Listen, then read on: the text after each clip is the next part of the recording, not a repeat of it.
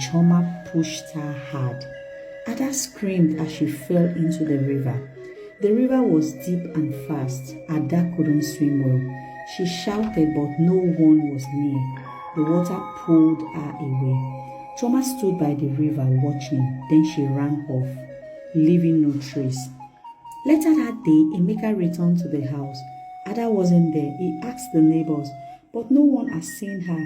He searched the market, the road, and the paths. Then someone said, "We saw her heading towards the river." When they got there, her bucket was still at the edge. But Ada was gone. People feared the worst. While people mourned, Choma went deep into the forest to visit an old woman known for charms. "I want Emeka to forget Ada," Choma said. "I want him to love only me." The old woman gave her a small black bottle and said, "Put 3 drops into his food. He will forget the other woman. His eyes will be on you alone." Choma returned and waited for the right time. She visited Emeka wearing sexy, revealing clothes and pretending to cry. "Ada is gone, but I will help you. Let me cook for you, at least, so that you'll be fine." That evening, she added the drops to his food. Weeks passed. Emeka no longer cried for Ada. His heart felt empty, but he didn't know why. He didn't even remember how she looked. Choma stayed with him every day, caring for him. One morning, he looked at her and said, "You've always been here for me."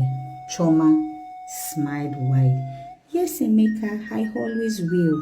Soon, a wedding was planned. People were surprised, but they said, "Maybe this is how he's healing." Choma wore a bright dress and danced like a queen. Emeka stood beside him, smiling but confused inside. Something felt wrong, but he couldn't explain it. Far away, deep in the forest, an old woman found Ada lying near a quiet stream. She was weak but alive. The woman took her in and cared for her. Slowly, Ada opened her eyes. "Where am I?" she whispered. "You were saved by the water spirit," the old woman said. "Your time is not over." Ada sat up. "Emeka, my husband." The woman looked at her with kind eyes.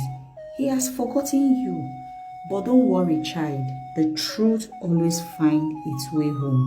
Ada stood up slowly, her heart burned with pain, but also with strength.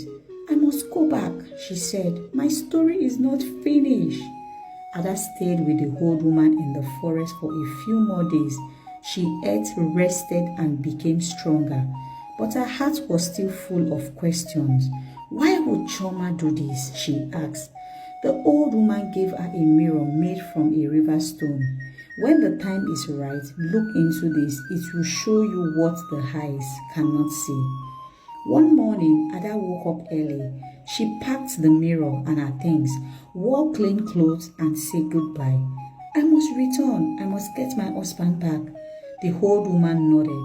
"Be careful. The one who stole your place used strong magic." Back in town, Emeka and Choma were living together as husband and wife. But every night, Emeka had strange dreams. He saw a woman by the river. She wore a red wrapper and cried. He couldn't see his face, but her voice called out, "Emeka, come to me." He would wake up sweating and confused. Choma noticed. "Are you okay?" she asked. "I keep seeing someone in my dream. I don't know who she is," he replied. Choma panicked inside. Could the charm be fading?